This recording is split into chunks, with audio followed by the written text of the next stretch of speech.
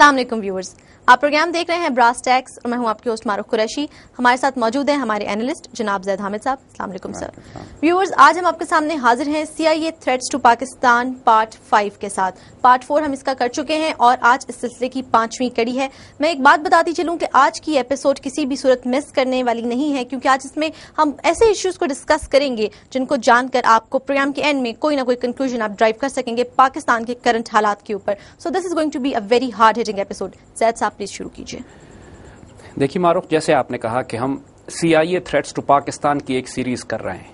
یہ اس کا 5واں پروگرام ہے. پچھلے پروگرام میں ہم نے سوات آپریشن کی بات کی تھی. آج اللہ کے فضل سے سوات آپریشن اپنے لاجیکل کنکلوژن کی طرف پہنچ چکا ہے. جن ملیٹنٹس، دہشت گردوں اور ٹیررسٹ کو انڈینز نے اور CIA نے تیار کیا تھا پچھلے 5 سال میں، اللہ کے فضل سے سوات میں ان کی کمر توڑی جا چکی. ان کے بیسز، کمانڈ کنٹرول سینٹرز، ان کے ایکسپلوسو لیبارٹریز، ان کے ویپن کیشز، ان کا کاڈرے، ان کے تمام افراد وہاں پہ الحمدللہ اتنی چوٹ لگی ہے ان کو کہ اب الحمدللہ ان تمام علاقوں سے تو ان کا صفایا انشاءاللہ ان قریب کر دیا جائے گا. ریفیوجیز جو باہر آئے ہیں اب وہ واپس جانا شروع ہو گئے. جو سپلائیز تھیں بجلی کی، گیس کی، پانی کی، وہ آہستہ آہستہ بحال کی جا رہی ہے. پولیس جگہ جگہ علاقوں میں اپنے دوبارہ سے فرائض کو سنبھال رہی ہے.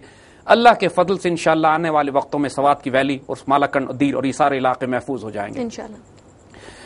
اسی دور میں ساؤتھ وزیرستان میں بیت اللہ محسود کے خلاف آپریشنز کی بات کی جا رہی تھی. ہم نے پچھلے پروگرام میں یہ بات کہی تھی کہ جب سوات کا آپریشن پھیلا ہوا ہو اور ہم سوات میں انگیج ہوں تو اس وقت بیت اللہ محسود کے خلاف ساؤتھ وزیرستان میں آپریشن کرنا ہمارے لیے ایک مشکل آپشن ہوگا. بالکل. خاص طور پر اس وقت کہ دیکھیے سوات کی وادی چاروں طرف سے پاکستان کے علاقوں سے گھیری ہوئی اور پاکستان کے لیے قدرے آسان تھا کہ ہم اپنے ہی علاقے کو گھیر کر دشمنوں کو اندر ٹریپ کر لیں اور اس کے بعد ان کے خلاف ایک فوجی کارروائی کریں. رائٹ. وزیرستان کے علاقہ اس معاملے اس لحاظ سے انتہائی مشکل، انتہائی دشوار گزار اور مختلف ہے. ساؤتھ وزیرستان میں CIA اور را کا سب سے بڑا دہشت گرد ایسٹ بیت اللہ محسود، اس کی پوری سپلائی لائن افغانستان کی طرف سے کھلی ہوئی ہے. یعنی پاکستان اگر اس طرف سے کارروائی بھی کرتا ہے اپنی طرف سے ساؤتھ وزیرستان میں تو پھر بیت اللہ محسود کے لیے افراد، اسلحہ، روپیہ، ویپن، کمیونیکیشن اکوپمنٹ یہ سب لانا، اس کے لیے سپلائی کی کوئی پرابلم نہیں ہے.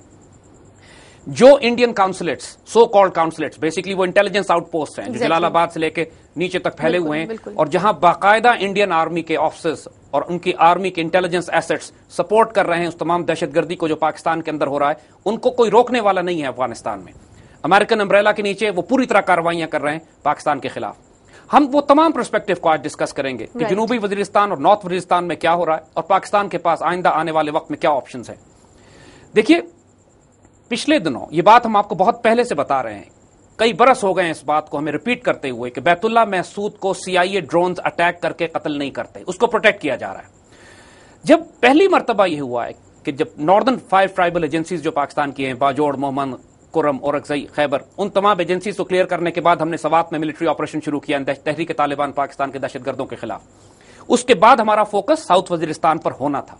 نارتھ وزیرستان میں پاکستان نے تقریباً 2-1.5 سال پہلے سے ہی ہم نے پیس ڈیلز کر کے اس علاقے کو سیٹل کر دیا تھا. وزیر ٹرائب کے اندر جو گل بہادر، حافظ گل بہادر کے نام سے ایک ملیٹنٹ کمانڈر تھا، اس کی پاکستان سے امن معاہدہ تھا، پیس ڈیل تھی اور کسی قسم کی کوئی پرابلم نارتھ وزیرستان میں پچھلے 1.5-2 سال سے نہیں ہو رہی تھی یا امن تھا. رائٹ. اب امریکنز کے لیے لازم تھا کہ بیت اللہ محسود کو بچانے کے لیے کوئی کارروائی کریں.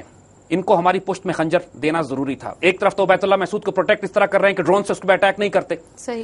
پاکستان آرمی بہت زیادہ محتاط تھی ساؤتھ وزیرستان میں جاتے ہوئے. جو ہماری اسٹریٹجی تھی وہ یہی تھی کہ پہلے بیت اللہ محسود کے گرد حصار، گھیرا لگا لیا جائے، اس کو پہلے کنٹین کیا جائے، اس کی فیول سپلائیز روکی جائیں اور اس کے افراد کو جو باہر نکل کر آنے جانے کا جو سلسلہ ہے اس کو کنٹین کیا جائے، اس کے ٹارگٹس کو آئیڈینٹیفائی کیا جائے اور پھر ایریل سٹرائکس کے ذریعے تاکہ کوئی کسی قسم کی سویلین ڈیمیج اور کیجولٹیز نہ ہوں اور بیت اللہ محسود کو ہٹ کریں.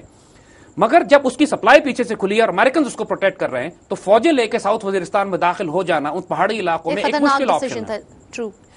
امریکنز نے کیا کیا، جو غداری ہمارے ساتھ انہوں نے کی وہ یہ کہ انہوں نے نارتھ وزیرستان پہ حافظ گل بہادر کو بھڑکا دیا پاکستان کے خلاف، جہاں پیس تھا، پہلے جہاں امن تھا. نتیجہ یہ ہوا کہ جب امریکن ڈرونز نے ان کے علاقوں پہ اسٹرائکس کی، نتیجہ یہ ہوا کہ حافظ گل بہادر کو یا پہلے وہ خرید چکے تھے اسی دن کے لیے کہ جب پاکستان بیت اللہ محسود کے خلاف آئے گا تو یہ نارتھ میں پاکستان کے خلاف ایک نیا محاذ کھول دیں گے تاکہ پاکستان کے لیے ایک سیریس پرابلم کھڑی ہو جائے.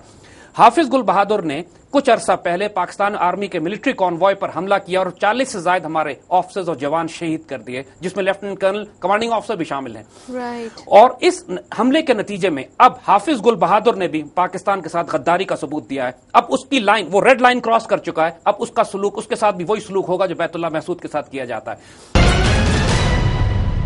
अगर 20 मई से सिम नहीं लगाई तो अभी ऑन करें और पहले रिचार्ज पे 100